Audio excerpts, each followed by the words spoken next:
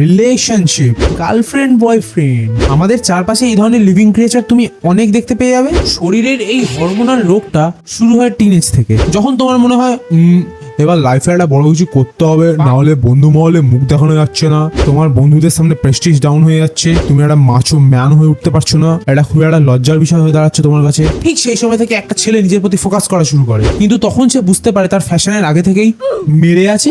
So hey guys, this is Bangadeb and welcome to another video of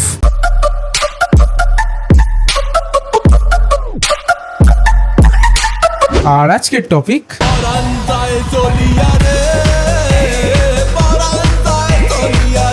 আপনার relationship কি বেশি দিন টিকছে না? গার্লফ্রেন্ড ফুকতে দিচ্ছে না বলে কি আপনার ঠিক মতন ক্লিয়ার হচ্ছে না? সামনে পুজো কিন্তু জিএফ কে ঠিকঠাক মতন গিফট কিনে দিতে পারছেন না বলে সে অন্য পুরুষের প্রতি আসক্ত হয়ে পড়ছে? সব দোষ নিজে করেও সরি তোমাকেই বলতে হচ্ছে, তাহলে ভাই ছেড়ে দে। দেখো, এই যুগে এসে গার্লফ্রেন্ড বয়ফ্রেন্ড মূলত 4 প্রকারের হয়। 1, নিব্বা নিব্বি, এরা সারাদিন বাবু সোনা ঝাঁটু মনা করে যায়। 2, একটু ওভার ম্যাচিওর ছেলেপুলে, যাদের সারাদিন গায়ে থেকে ঘামের জায়গায় কাম ঝরে ঝরে পড়ে। 3, 90 দশকের ছেলে মেয়ে, যারা মূলত লয়াল গার্লফ্রেন্ড পেয়ে গেছে, হ্যাঁ তোমার মা বাবারই কথা বলছি। আর 4, নিজের প্রতি অন্ধভক্ত।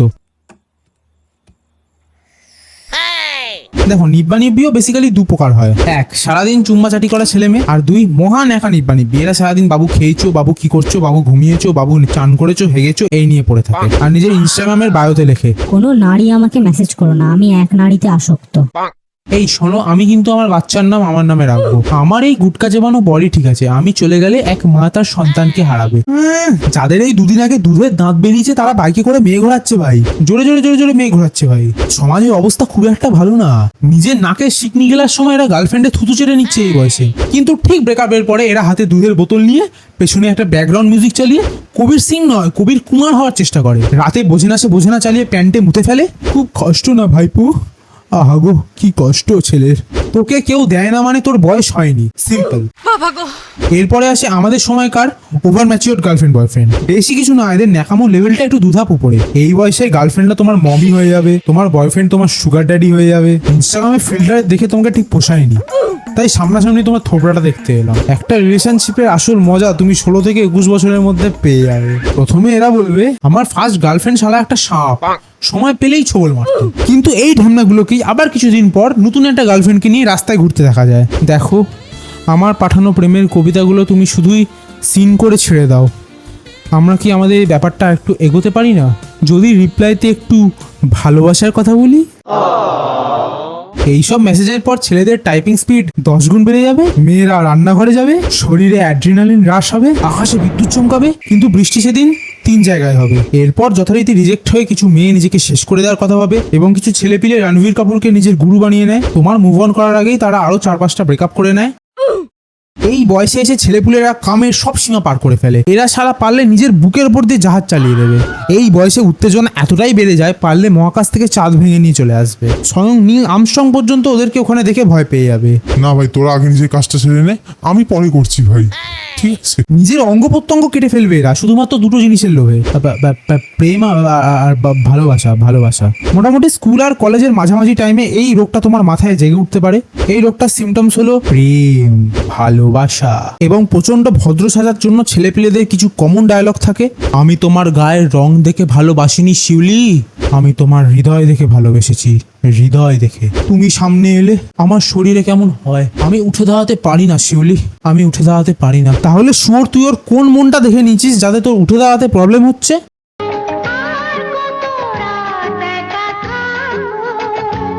এরপরে আসে সেই ঐতিহাসিক 90s লাভ। এই সময় রবীন্দ্রনাথ ঠাকুর আমি হু হু করতে করতে হু হু মানে কি, cause I am not a sugar daddy bro, আমার রক্তে সুগার আসে।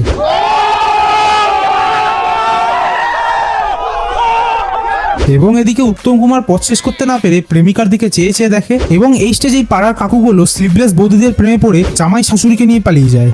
ये कैसे हो गया? আপনাদের জন্য এই বয়সে এসেও মেয়েদের সাথে প্রেম করতে লজ্জা লাগে বাড়া। এই বয়সের লোকগুলো নাকি আসল প্রেম আর প্রেমের রসটা জানে। তা কাকু, আপনি কোন রসটা খেয়েছেন শুনি? 90s প্রেমিক কাকুদের শরীরে এত রস, এদের মধ্যে বিয়ের কোনো বয়স হয় না। যেমন পার্থ অর্পিতা, কাঞ্চন শ্রীময়ী, দিলীপ ঘোষ। কিন্তু বিয়ে কিছুদিন পর যখন বউ জংধরা যন্ত্রের খুশি না হয় অন্য কোথাও ভেগে যায়, তখন এই ঢ্যামনা কাকুগুলোই বলে অ্যারেঞ্জ ম্যারেজের ওপর কিছু হয়ই না। দেখলে তো, কোনো লাভ হয় না।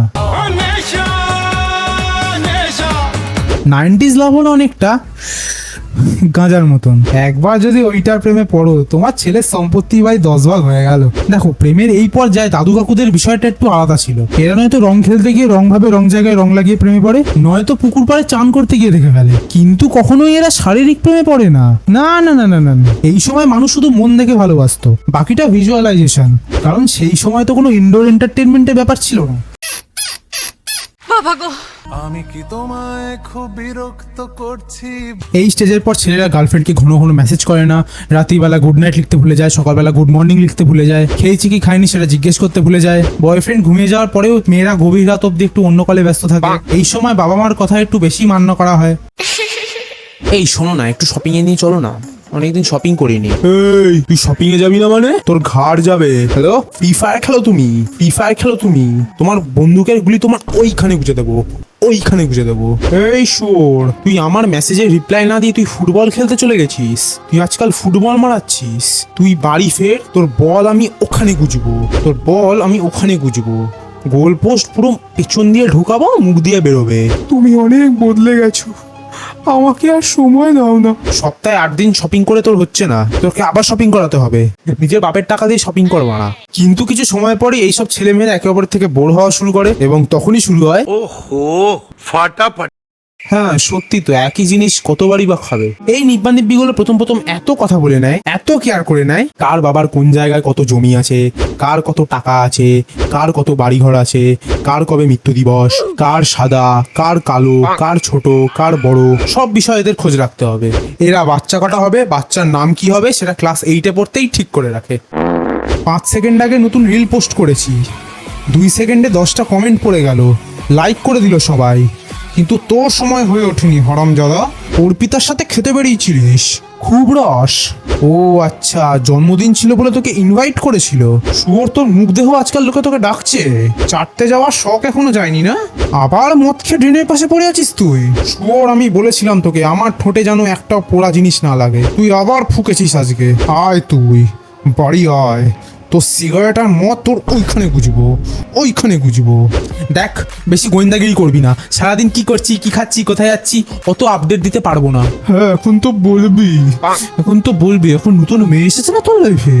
এখন তো নতুন মেয়ে এসেছে, ও তোকে খুব ভালো রাখি বল। হ্যাঁ, তুমি অনেক দিনই ডিস্টার্বিং ছিলে, তার একমাত্র কারণ হলো তোমার বয়ফ্রেন্ডের লাইফে থাকা ফিমেল বেস্ট ফ্রেন্ড। কচি জিনিসটাই আলাদা।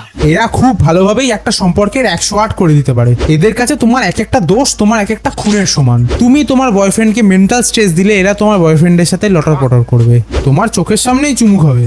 কিন্তু না না না না না না, তোমার বয়ফ্রেন্ড এর দোষ দেখতেই পাবে না। তোমার বয়ফ্রেন্ড তোমার জন্য ললিপপ আনলেও ওর জন্য ঠিক টেডি বিয়ার এনে দেবে। তোমাকে ভুলে গেলেও ওকে কোনোদিনও ভুলবে না। তোমাকে দিতে ভুলে যাবে কিন্তু ওকে ভুলবে না। এত জবলেস কেন তোরা? তোদের বয়ফ্রেন্ড নেই? অন্যের বয়ফ্রেন্ডের কোলে ঢলে পড়ার এত কি দরকার তোদের? চিন্তা করো না, তোমার বয়ফ্রেন্ডও কম ঢ্যামনা নয়। তোমার বিএফ এর মতে ওর থেকে ভালো মেয়ে হয় না। পিওর বউ মেটেরিয়াল, একদম গ্রিন ফ্ল্যাগ নয়, অ্যামাজন ফরেস্ট পুরো। তাহলে তোমাদের মাঝে এসে ওর এত ছুকছুকানি কেন? এরপরে সবকিছু ঠিকঠাক হয়ে যায়, কারণ এরপরে আসে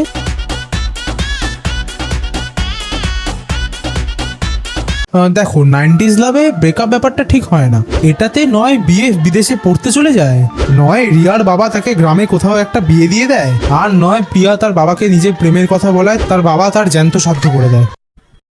আমি তোকে খুব ভালোবাসতাম রে, কিন্তু আমার বাবা মেনে নেবে না। আমার বর সরকারি চাকরি না করলে আমাকে এখানে বিয়ে দেবে না। দেখ, আমি চাই না, কিন্তু আমাদের সম্পর্কের মধ্যে এবার একটু মহাকাশ বাড়াতে হবে রে। কি মহাকাশ লাগবে? তাহলে চাঁদে চলে যাই। এবার ছেলেরা যা কমন ডায়লগ দেয়, দেখ প্রিয়া, আমি তোকেই বিয়েটা করতাম রে, কিন্তু একটা সমস্যায় পড়ে গেছি। দেখ, মেয়ের বাড়ি থেকে 25 লাখ টাকা, 2টো আইফোন, একটা BMW, দুবাইয়ে প্রিমিয়াম ভিসা দিচ্ছে রে। আমি তোকে বিয়ে করতে পারবো না। ভালো থাকিস তোরা, ভালো থাকিস, আমাকে আর কোনোদিনও মনে করিস না। তোরা ভালো থাকিস। দেখো, আমি ভেবেছিলাম সায়েন্স নিয়ে ডাক্তারি পড়ে MBBS করে ডাক্তার হয়ে তোমাকে বিয়ে করব, কিন্তু সেই স্বপ্নটা আর পূরণ হবে না। তোমাকে বিয়ে করে ড্রামে যাওয়ার আগে ওরাই আমাকে মেরে মর্গে পাঠিয়ে দেবে গো। আমি এই রিস্কটা নিতে পারবো না। দেখো, একটা রিলেশনের পর আমরা কোনোদিনও চাই না যে সেই রিলেশনটা শেষ হয়ে যাক। তুমি বা আমি, সে যেই হোক না কেন, আমরা কোনোদিনও চাইবো না যে আমাদের প্রিয় মানুষটা আমাদের থেকে দূরে চলে যাক। কিন্তু ওই ডেস্টিনি, ওটাই আমাদেরকে এক করে, আমাদেরকে তার অভ্যেস করায়। তারপর কোনো একদিন হঠাৎ করেই সেই মানুষটাকে আমাদের কাছ থেকে কেড়ে নেয়। তুমি যদি সবে সবে প্রেম করা শুরু করো তাহলে ভাই তোমার জীবনে এখনো অনেক কিছু হওয়ার বাকি আছে। কতজন আসবে, কতজন যাবে, কতজন আবার থেকেও যাবে। যারা থেকে যাবে তারা তো হয়তো তোমার জীবনে থাকার জন্যই এসেছিল। দেখো চলে তো সবাই যায়, কিন্তু থেকে যায় কজন। তারপর এরম হতে হতেই তুমি এই বিষয়টাকে নিয়ে অভ্যস্ত হয়ে যাবে এবং এই সবকিছুর সাথেই নিজেকে মানিয়ে নিতে শিখে যাবে। দেখো আমরা হয়তো কোনোদিনও ভুল ছিলাম না, আমাদের চিন্তা ভাবনাও ভুল ছিল না, হয়তো আমাদের ডেস্টিনি আলাদা ছিল, আমাদের একসাথে চলার পথ হয়তো ওইটুকুই ছিল। দেখো জীবনে তো এরকম অনেক কিছু হতেই থাকবে, কিন্তু তার থেকেও ইম্পর্টেন্ট হচ্ছে চ্যানেলটাকে সাবস্ক্রাইব করে দেওয়া। কি এখনো সাবস্ক্রাইব করোনি? এই চ্যানেলটাকে সাবস্ক্রাইব কর, নাহলে তোর গার্লফ্রেন্ডও এক্স হয়ে যাবে। হ্যাঁ, জোকসা পার্ট ভাই। তো এই ছিল আজকের ভিডিও। ভালো লাগলে লাইক করতে পারো, আর খুব ভালো লাগলে বন্ধুদের মধ্যে শেয়ার করতে পারো। তোমার এক্সকে শেয়ার করার কোনো দরকার নেই ভিডিওটা, সে আবার হয়তো। আর কমেন্টে জানিও তোমার কোন পার্টটা সবচেয়ে বেশি ভালো লাগলো বা কোন ক্যারেক্টারটা তোমার সবচেয়ে বেশি পছন্দ হলো। তো চলো আজকের মতো এতটাই, দেখা হবে নেক্সট ভিডিওতে। ততক্ষণের জন্য বাই।